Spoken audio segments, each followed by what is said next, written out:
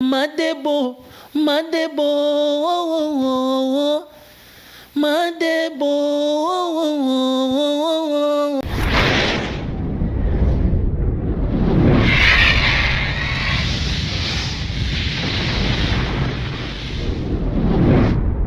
Tokos, balobi makambo ya koyinda. Donc oyembaka? Oui, nayembaka, oui.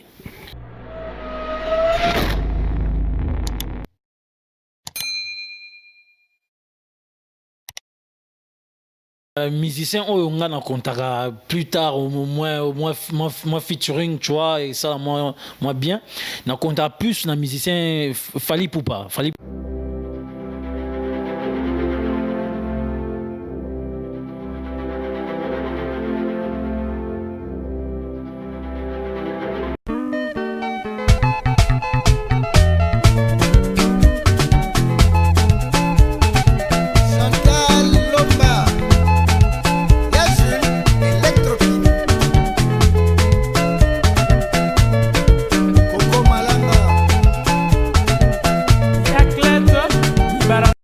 Donc je viens chez Francisco Bolingo, là on va sonner et là on va monter pour l'interview quoi. Donc je suis venu faire une interview avec Francisco Bolingo. Tara, le caméraman depuis Cher. Francisco Bolingo, Tokos. On va sonner.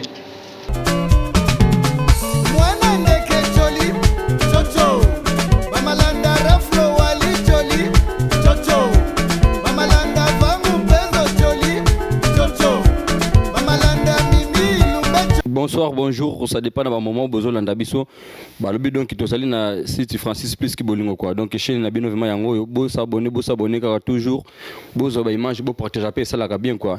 Et tant que Francis plus qui bolingo toujours ça là musala na biso mariba ba problème yeli biso na kati ya France ou makambo exemple tout le monde entier quoi. Makambo corona donc ils ont pêché biso tout travail vraiment donc année vraiment côté ba image vraiment même tournage ba clip et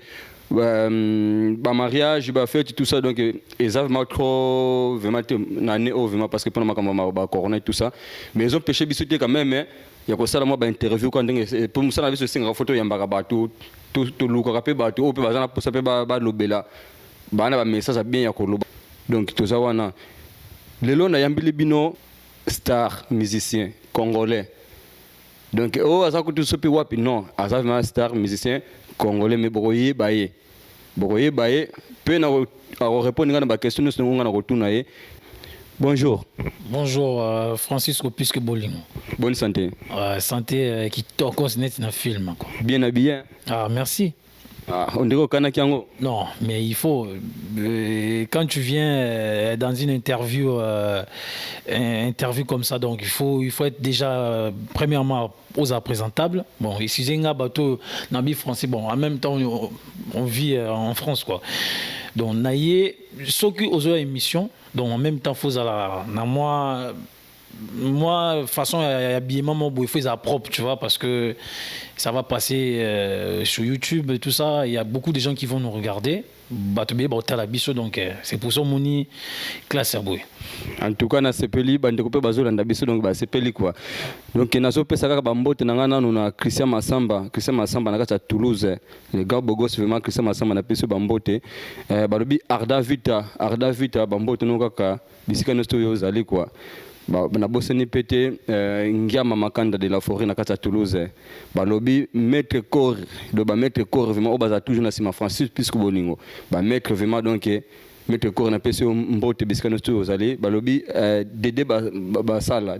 na kata Toulouse balobi mama Nicole ngandantaba magi mali le koti mesolingo liantaba benga mama Nicole akosala lo taba kitoko ko sepela soki pe solingo liantaba Anita pa zali Anita bisika no so zali donc na peso mbote balobi ndoyi na ngai Francine la belle chérie na kata Toulouse na pesi yo mbote okukina ko se présenter nanu poto ko tasko na mudindo. Bon, premièrement merci na Francisco Puisque Bolingo na ndo yambinga na structure na awa émission. Donc ça a moi plaisir mon boy, ça a moi de bazizir quoi. Donc na sur ma classe il y a aussi l'interview na mukolo lelo. Merci. Moi, je me prénomme Mika les charismatiques. Ça c'est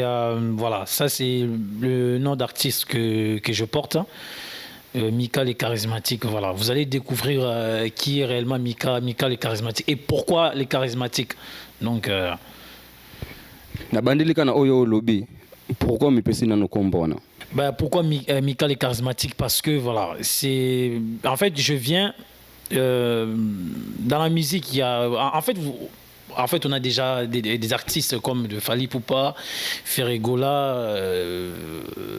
Fabregas, le maestro, comme Bina Filé, machin, tout ça. Moi, je viens avec en fait na touche na moi touche na boya Mika les charismatiques. C'est pour ça que na Mika les charismatiques, parce que ça na ba couleur on peut ça na ba son na o ezoya bon na ba décembre moi bon mo bima et je vais sortir un single bon combo on peut ça sur côté. Comme on a après tout ça, bon manager n'a pas osé là, donc maman comme on a tout, bon on a décembre, mois de décembre là tout ça émission sous na Francisco Pisco Bolingo donc net na film. Tokos balobi makamboza ya koinda. Donc oyembaka. Oui, naembaka oui. Est-ce que vous savez la biso na no vocal mo quand même pour bande ko bazolanda biso pe balinga ba yi ba vima est-ce que oyembaka vima. Betele biso maboro mo boye ata yo moko ou ya musicien mo boye kaka. Bon, pas mes athées. Moi, si abato ebongi ofanda na ndako na boya bakamaradi ya mibali polobi basenga pianga nimero na yo pianga adresse na yo polobi kuna koma pianga snap na yo bikuna like photo na Instagram bikuna senga moi lol lobi kune komi ofanda kawapie après lobi komi on est juste amis ou c'est les grands frères de mon ami ngana boypo je suis jaloux Francisco Pisco Bolingo boypo il est jaloux Mika les charismatiques il est jaloux ngana boyapo je suis jaloux voilà. Balobi ezaya koinda bandeko bazolanda biso bazaya ko sepela obana oyemba depuis quand 12 ans donc na Colina yango et en plus en même temps d'écouter mes parents me disaient qu'il y a une classe machin ça na tangi et ensuite donc il s'allait que na une poto quand je suis venu en France et tout et na tangi encore mais en même temps j'avais toujours l'idée de chanter un jour de sortir un truc, quelque chose comme ça. Mais en même temps, j'ai chanté aussi à l'église. Donc,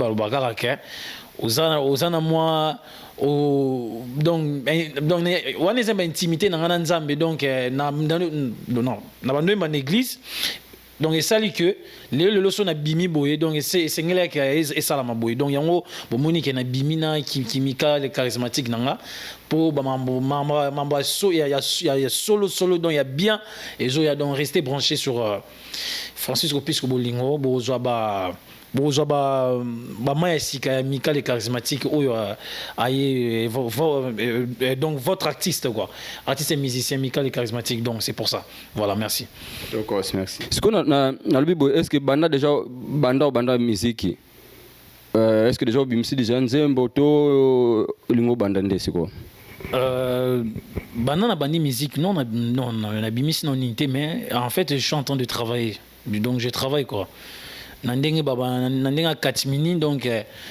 je suis en train de bosser donc on travaille nandaku ndenge zalaka que notre travail nandaku pour notre côté studio non c'est pour ça que on a annoncé bino studio en décembre donc en même temps je suis avec toute une équipe donc une équipe Mobimba ndeti ba Francisco Pisco Bolingo donc à part caméraman tozana ye moi makambo boy ndenge ya ndenge zalaka ndenge en cause nazapena mutuna mo donc na dévoiler tout mais nous sommes en train de travailler donc nazo travailler na batu ngamo aussi nazamba touche na tina carte comme artiste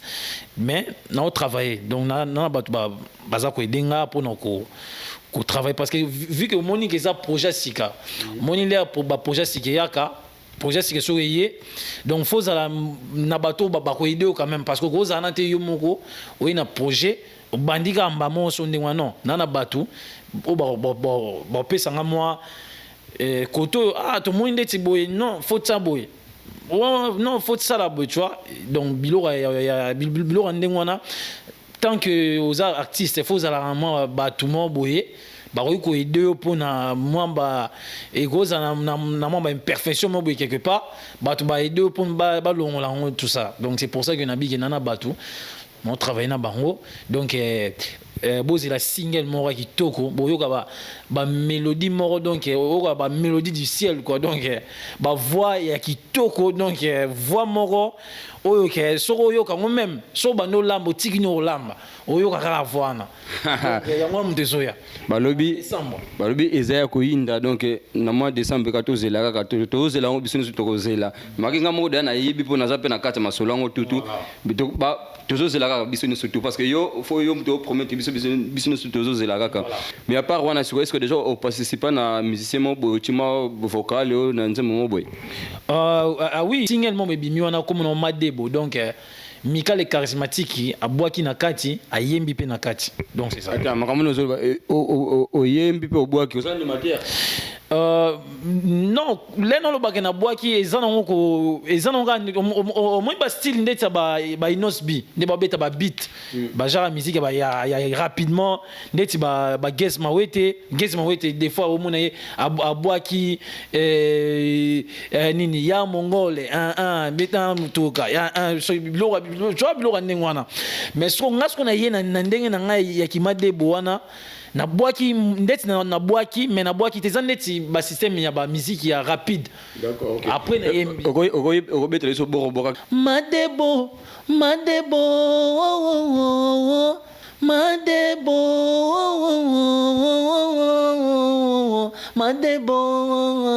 parce qu'on a madebo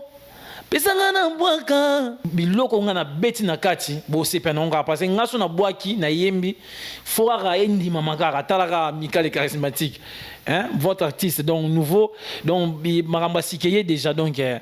to keni nango na ba vitesse mususu ya ba ndeti ba vitesse ba Hollywood quoi donc nga na ye na ndenge na nga naza artiste congolais mais na ye na moi qui biso ya ki poto parce que na jeune on a collé na poto donc ngana yena ba âge ya ba 15 ans quoi tu vois donc to collé na poto donc na ki moi qui biso awa na ki moi qui congolais o ya kala donc na sanction na kati ya ngana na yena système na ba bino Mika le charismatique étant que musicien nebiki ba musicien ndenge za pe bongo oyembaka oyoka pe musique osape na ba musicien mususu pe oyebi osipela na bango siko pona yo vraiment musicien nini o landaka mingi oyo zo linga pe avancer okomatana ata okoma niveau na yete mais o linga en fait ndeti un jour pe bokutana na ye bosala ta nzembo mboka bosala ta nzembo moko yo na ye ensemble ndeti musicien nini na ba musicien congolais même mindele même ya ba américain mais na bani na ba musicien congolais parce que tant que ba congolais to banana na bana mboka musicien nini o linga vraiment un jour o yemba ndeti ye ou soit bokutana bosala nzembo ensemble yo na ye musicien oyo nga na kontaka plus tard au moins featuring tu vois et ça moi bien na konta plus na musicien Fally Ipupa c'est amutu et wana kuteza ko cacheter c'est là pardon ba musicien baza ebelé ba musicien baza ebelé ba donc ba Kofi bazali Wera azali ba Fabregas bazali ba Inosbi bazali donc ba musicien baza ebelé pour ki kamba mona Fally oza fan to ndenge non pas personnellement fan bon premièrement cause à la fan et l'obité que so indeni fan premièrement bon na fan naé na sepela musique naé parce que aye surtout tali na ba tango oyebi ba tango ya ba Papa Wemba ba Weranson ba Koffi Olomide ba sali ba mamna bango na baneko yoka bango mais Fally Ipupa aye na moi eloko mo boye tu vois aye na moi nouveauté mo boye na musique na biso ya ba congolais en fait nouveauté nini o aye na na musique ba congolais comme ça ba tu ba landa biso ba yebiti ba na posa ba yeba nouveauté o aye nango bon tokolo ba ndete ça parce que soko tali ba sema ba featuring et na ba ndete genre ba arkeli ba bilo ndenge wana ba we ranson ni o abiso ba sala ngote ba papa wemba amemaki musique na biso na ba style ya ba ndete ba américain ko ça ba featuring banda kango mais sauf que papa wemba a poussé kango pena plus loin te. Mais ce qu'on m'a dit, il y a même style à pousser plus loin, pour continuer il y a une musique qui a une fallisation. Donc même moi qui fallisation na kati et ça moi qui est au abimi lelo fali pour pas. Donc ngasko yo comment on a komeli na nouveauté au yamemi parce que on dit nouveau parce que ba featuring nga kala pena en tant que Congolais, na yebaki na ngote. Na yebo yeba vraiment bien. Oyebaki ngote siko oyebaki nini? Il y a le bossé zaki na ba polémique ba bloka ndingwana. Mais to yo mona que ba l'air fallait pour payer avec le dossier pour ba polémique. L'air a mis système qui part en coco donc aye nango faut pas qu'il part ba makambu ba nin tout ça donc et ça li que polémique est dosé il y a un to moni qui le tala inosbi fit Fabregas les maestros donc monique et ça moi mélange wana ya biso ya kibo biso et ça lit bien il y a un moment qui donc générique au bas sali au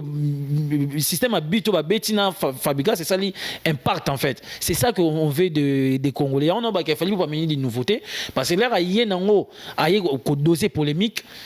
donc tu senti que non mambasi que parce que polémique est ça sous-souté au monde le monde a fait rigola a rosa la featuring na Fabregas a rosa featuring na Inosbi a rosa featuring na Héritier voilà barosa ngana batu tout même Falipe plus tard barosa na pena fait rigola et ça raté ndé ba fan batsa bango au monde qui fanatisme ça là que basa net ba câble bon mais donc plus tard on ne peut pas feature donc donc voilà le biboya déjà la biboya parce que na moni autour le bamakampo ya fali na inosbi mais yo bien que inosbi na fali ba yo kana raté wana anembe on mais faut se comprendre petit wana ndé mutu a même embriement na makam personnellement fali pour passer un problème n'était petit nini mutu ni ozo benga petit wana petit auto benga mais petit inosbi c'est mon petit petit na yo mais c'est mon petit ndengeni mais petit par rapport à âge toi âge morotin par rapport à âge ou par rapport à musique par rapport à âge na musique non seulement moloba na musique ite na musique nga artiste na ye na musique alekinenga et c'est là c'est quand ndinga leki na musique pe quand ndinga leki li fali non ah mais yo mamno zoloba en fait y en a tout cinq ça au ngozwa jour au 500 na nuit et jour na nuit ça ngana raté ni aneti mai au 500 mai na courant et simbate ngana zo sanga siko inosbi na fali popa oh non obi ke simbate c'est pour ça na ko sanga mai na courant ba sanga ngote ko sanga na ngome ata beti kanomo déjà sanga ah non jamais tu vas bien ça ko inda et pasuga bon yo lobi ozo benga inosbi o benga inosbi kaza leki na yo mais inosbi abenga ka fali leki ke inosbi aza ya fali na nyonso tout fali abudakape inosbi abudakape fali donc bami bada ba yoka na raté et tant que yo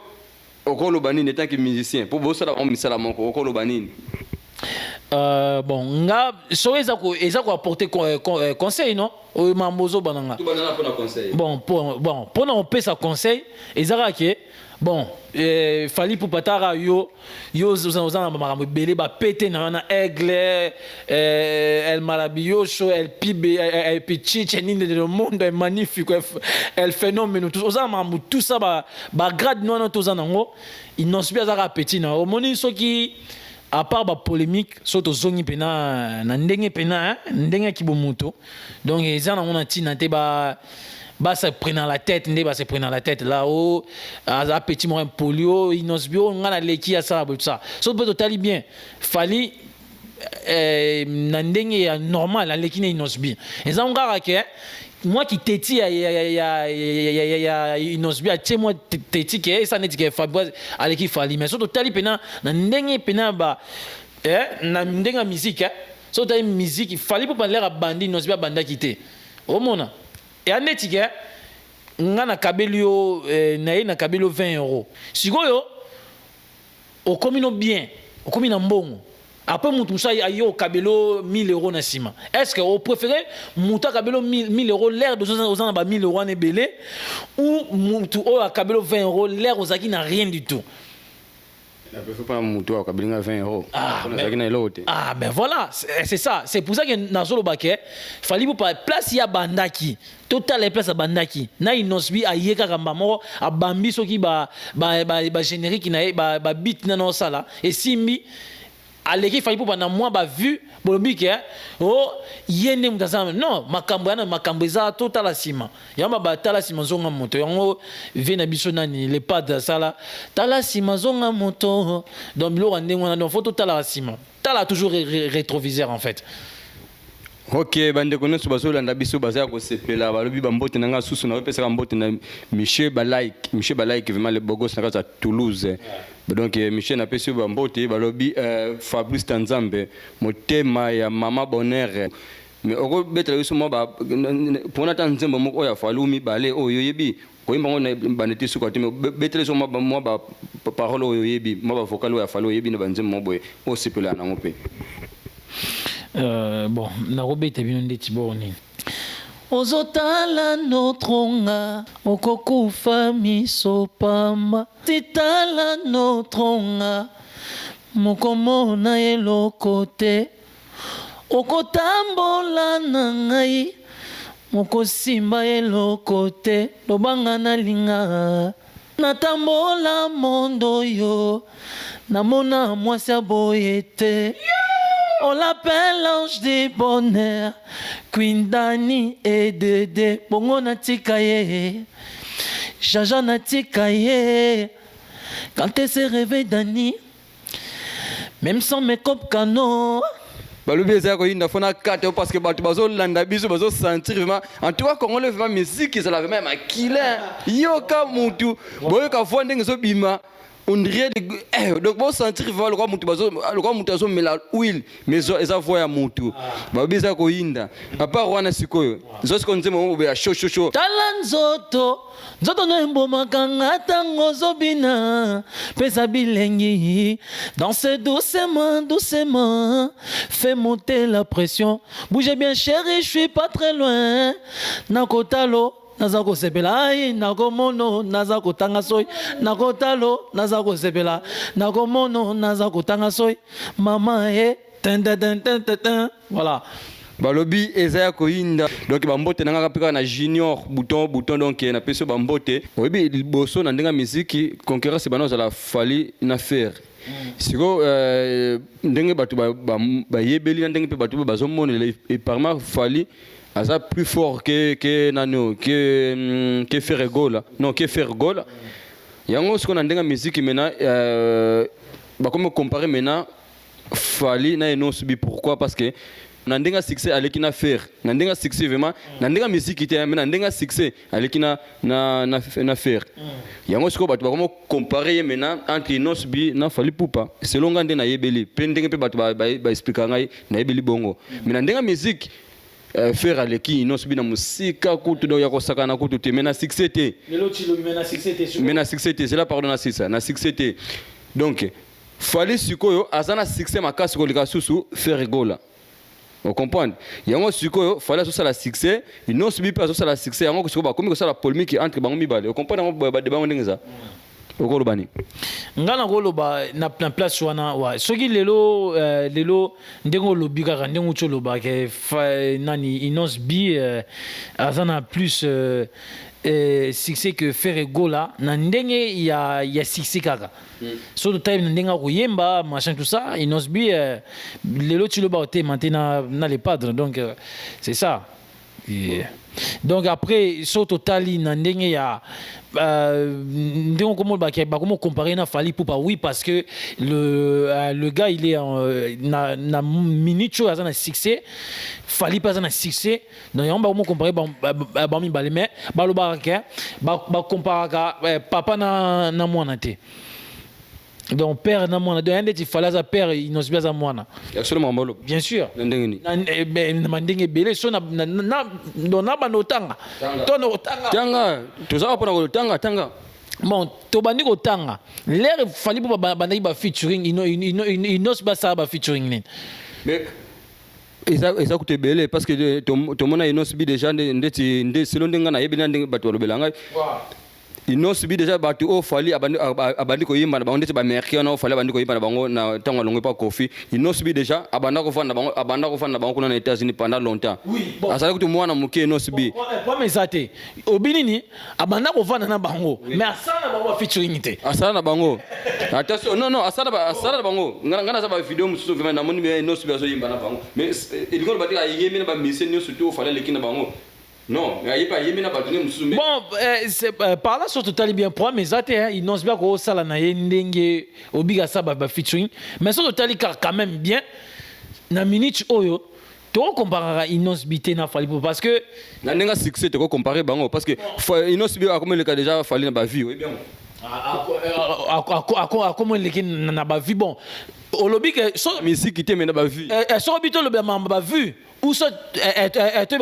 donc là c'est que tu continues na makama nombre ba abonné ou bazana so to banotanga ba abonné so to continue na Instagram Fally Ipupa vraiment Fally Ipupa to obeti Fally Ipupa officiel au continue na Instagram Fally Ipupa officiel le gars il a 3 millions d'abonnés. Il n'ose pas combien? Bon, on a évité pour na hôtel on après na hôtel. Il n'ose pas même pas 1 million. Ya solo ngambalo. Mais je te dis quota. Yo linga inos bité. Oh. Mais Francis Opiso bolingota yo za cameraman yo filma oyebi faut et na lobby en passant dans lobby ni Falutumba. Ni Falutumba papa na Sabrina et ma jumelle Kelly la star. Mise na biso pe susu na kata kini ponga na travailler na ba mise partout na kata kini la touche donc bambote bisika no soso landela ngai donc na peso bambote tozo boseka toujours ensemble malgré makambo zo ya mamuki muki ba chance eze kangama ba masolo mususu fallait dato sala mais moi comme na ba chance on ezate parce que ba kangi makambo on est pour na makambo ba corona mais tout ça toujours ensemble babi Christian Masamba na peso mbote babi vrai chéri babi moi si kitoko Rachel na kacha mboka ya Belgique na peso mbote quoi donc bisiko zali kaka nzambe abatela yo babi Anita so ngo lianta ba awa vraiment c'est pe la vraiment benga Anita aux taba emporter même na hiver ya so azo sala kaka. Et en passant au lobby na maman Nicole aussi, maman Nicole, mère Nicole, donc il y a pas bêta en tabanet na film. Donc si vous commandez tabac na Toulouse, vous n'avez pas maman Nicole, sœur Nicole net na film. Et na pesi mobile n'est pas mboté. En passant, na pesi Seven Terminator. Les Terminators de Paris des Paris.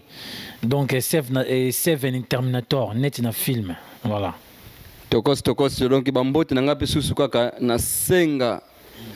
Deborah donc bambote ka bisika no sozali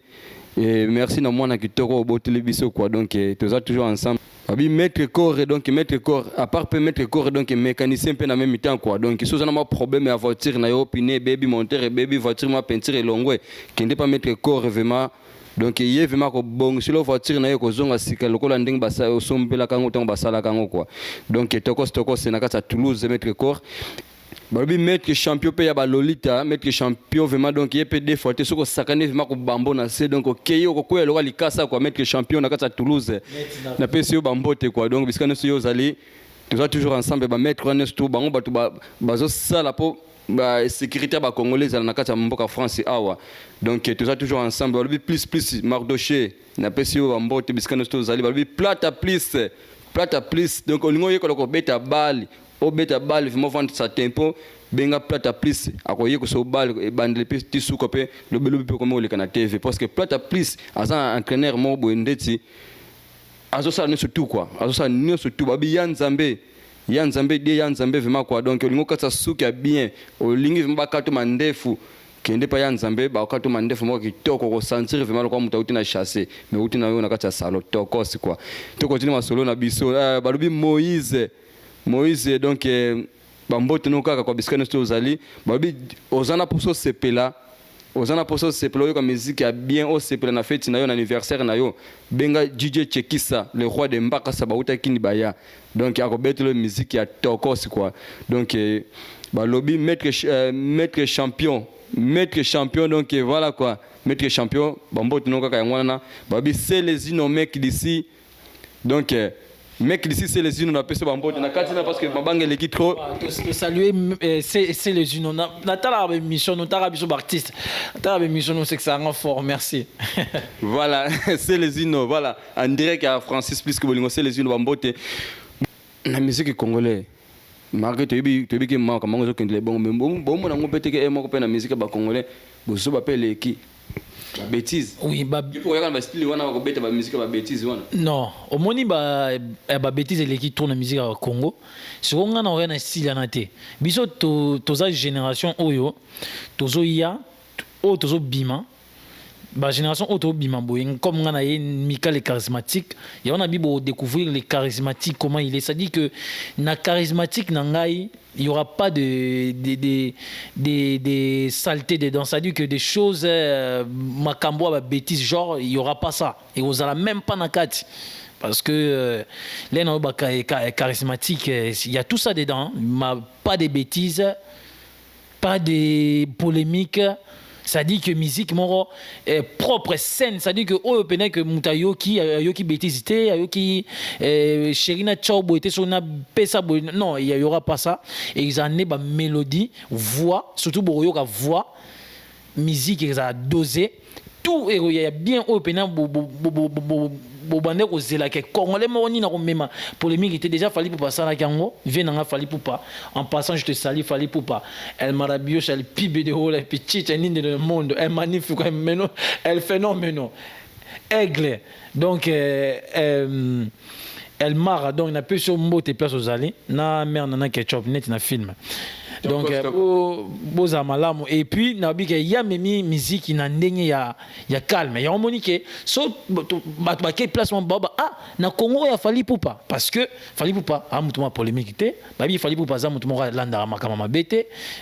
voilà yega musique na ye na voix na ye donc ngapé biso ko to bimi ndete na ba sima ndete ba fali poupa to ye sans polémique sans des saletés dedans sans mangama be na kati kaka musique na biso na voix c'est tout en tout cas merci bandeko so bazo landa biso et nazo profiter na souhaiter ba joyeux anniversaire na les bogar et lingezanga li passa quoi Alfonso les bogar et lingezanga li passa donc joyeux anniversaire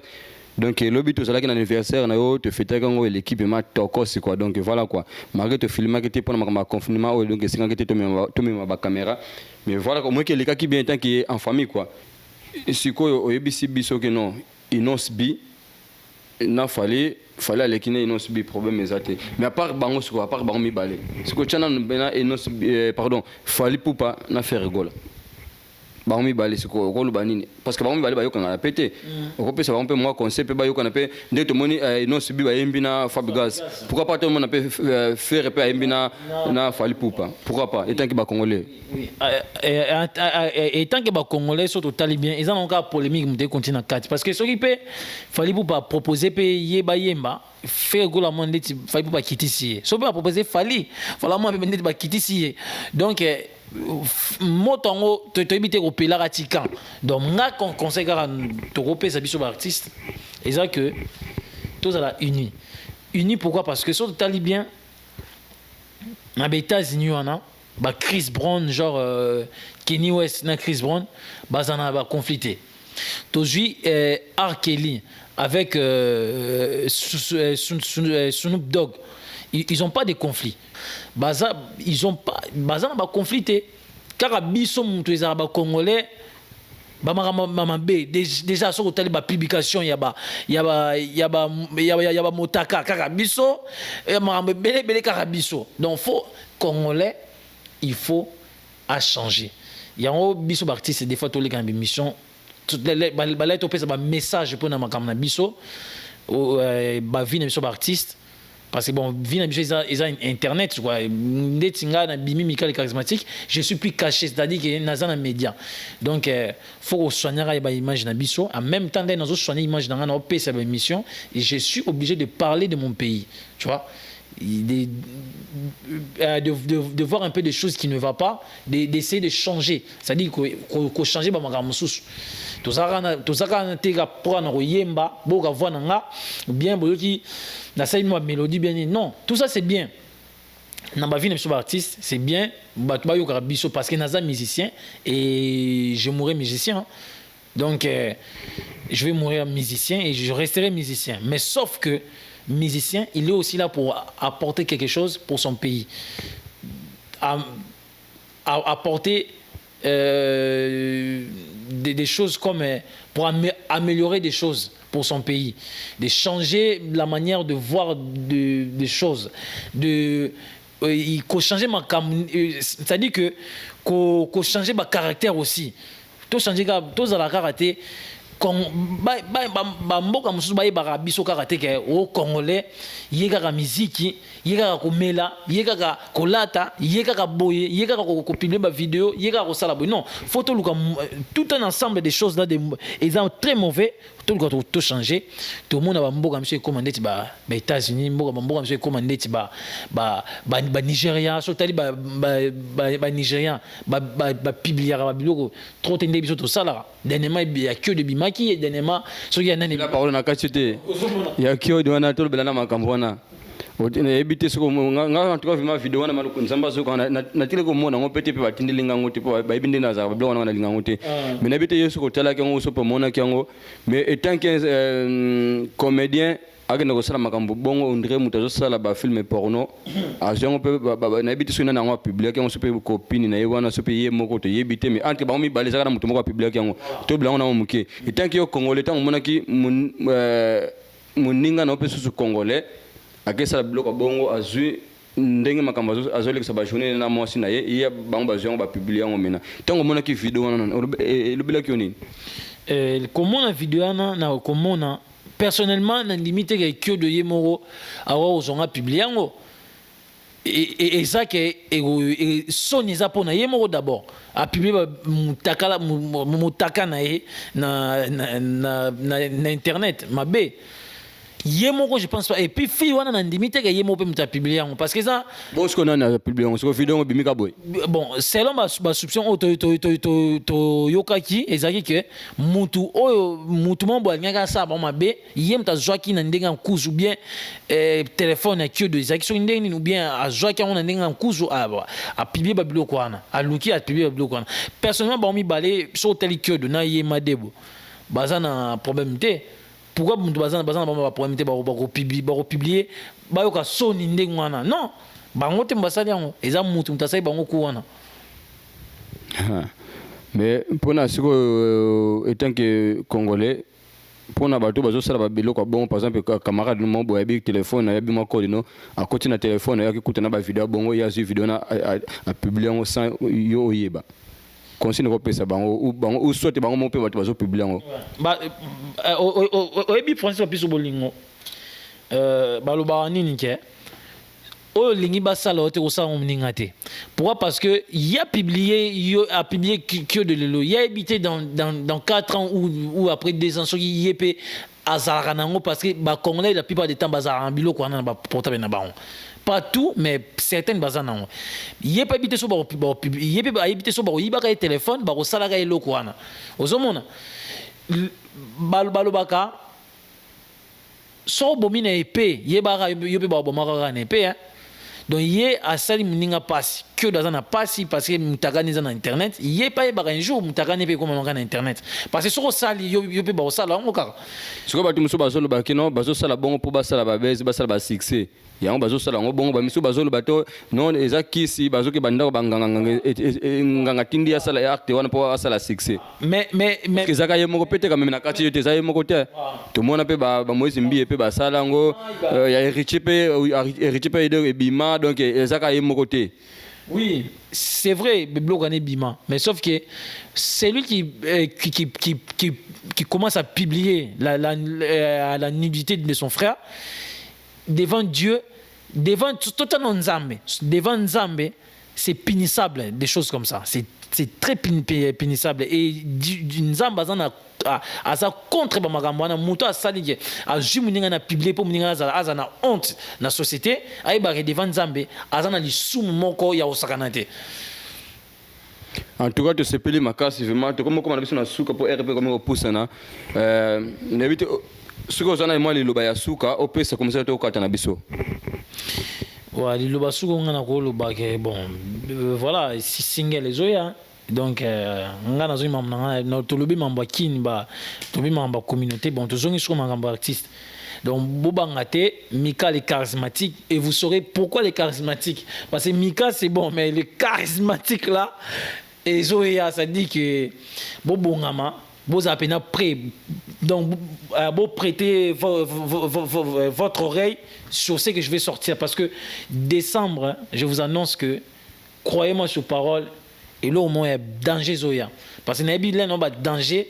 je sais qu'est-ce que je vaux moi Mika les charismatiques qu'est-ce que je vaux je sais c'est pour ça que je vous dis ça donc c'est pour ça qu'on a annoncé qui est décembre vous allez prêt donc vous banga binoté maramba bien Zoya maramba pena il y a bien donc non lamba dans la cuisine andeti mon mimo ba na cuisine on va préparer les jonae moi plat mon boye pour Jonathan Damé et donc sera lié biloko en fait biloko non lamba no liango soro yoki bornanga oza oyo pendant moins 5 jours au la musique yana donc elle au moment on peut préparer bien beaucoup ba mélodie a bien musique est bien dosée tout est la fluide ça dit qu'il y aura tout est clair donc mon toi bien aux en quatre donc il y a on a dit que vous a branché sur Francis Opisco Bolingo et puis Junior Bouton donc mamba bien zoya tokos babi tokos quoi merci na bande kono stu balandi biso donc comme na biso na suka parce que il faut to kata sur na sona batum so fona yamba donc merci na bande kono stu o ba so landa biso merci na bande kono stu o ba banda biso na bandeli tinde to comme na suka quoi donc je sais nga faut soutenir biso to ba congolais to za voilà quoi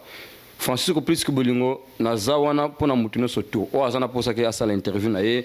mariage na ye anniversaire ba baptême no surtout bisto zawana to ça groupe mobimba to ba groupe mo donc ça de suite donc Francis bon na lobby Francis Opisco Bolingo aza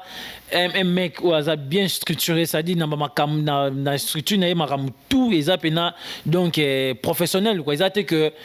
azoya ndeti ba misuso to yebi wana ba yaka kaka po azo filmer mais belo mama longue ezate mais siko ya Francis Opisco Bolingo to ka ba matériel bino mo mona émission oyo to sali interview bo mona qualité ya interview donc au senti obimi ozano pembete mais na kati ya image ya Francis Opisco Bolingo mi pembe bon ba biso to za ba témoin ba témoin son est clair c'est pour ça mais au rose en noir mais so ye awa obima Tokos net a filmé donc propre donc vous avez branché sur Francis Opisco Bolingo caméraman moro il y a jamais vu voilà en tout cas merci donc tout ça pour na public tout ça pour na peuple ACP là ndenge mutuno so ya vraiment le bosso caméra na ngai faut à l'aise pour battre so ba tchaka mutu molunge no loba mbangu futo kwata olia temps mais apa Francis Olingo loba ne so lingo loba pour au lobby na aussi si mutema no ACP vraiment na loba qui tranquille c'est ça yango comme na ngeza Francis plus Bolingo donc mutu fois ACP là moi bambote pas ba camarade ou na famille après to kwata na biso oui bon na pesi bambote nanga mingi pa ya ma jumelle Kelly Chanel na Clermont-Ferrand avec sa fille Keliana bébé na biso abota misika donc Keliana donc moi na mo qui to comment sakanate donc ensuite beauté ya ba noko na e ba donc ba noko ndeti ba nifa lutumba ndonjao donc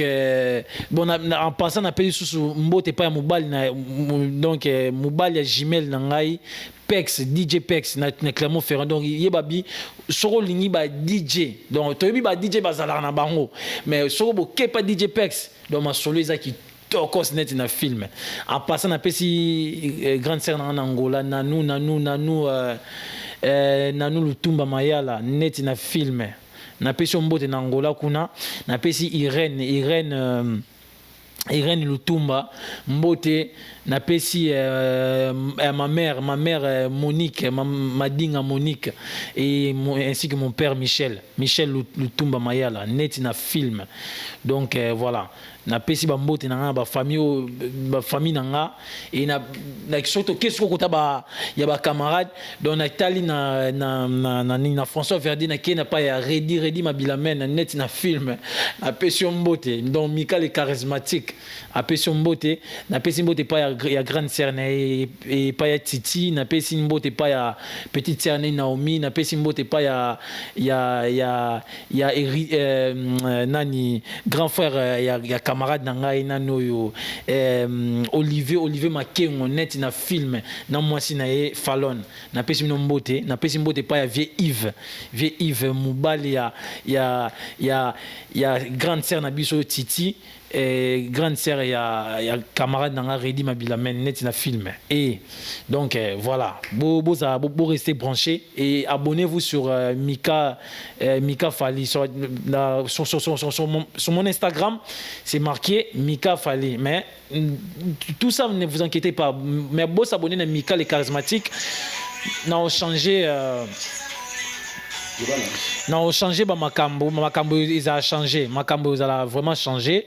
et non changer notre Mika les charismatiques comme ça vous allez tous là-bas et vous allez vous abonner dedans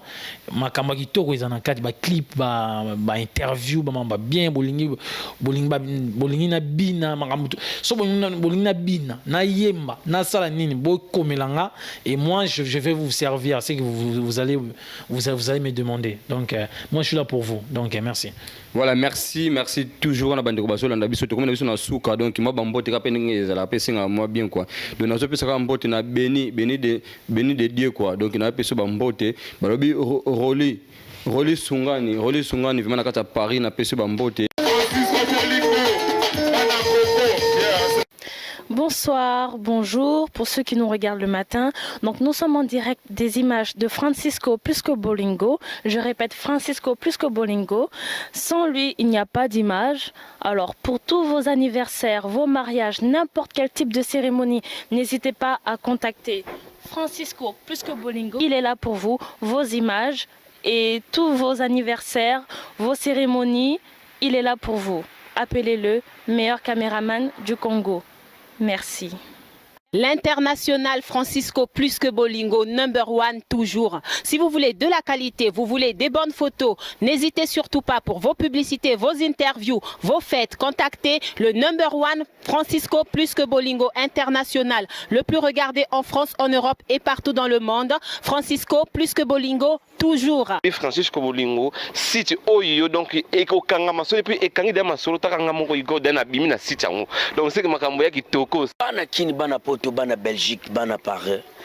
Site ya moko Francisco plus que Bolingo, Francisco plus que Bolingo. Total yango. Roi David l'homme qui a tué Goliath, mais c'est tout pas bras. En tout cas, merci vraiment la Francis plus que Bolingo. Soki olingi ba image Francisco Bolingo olingi omona ba image kitoko he Francisco plus que Bolingo otozwa etomona Francisco plus que Bolingo.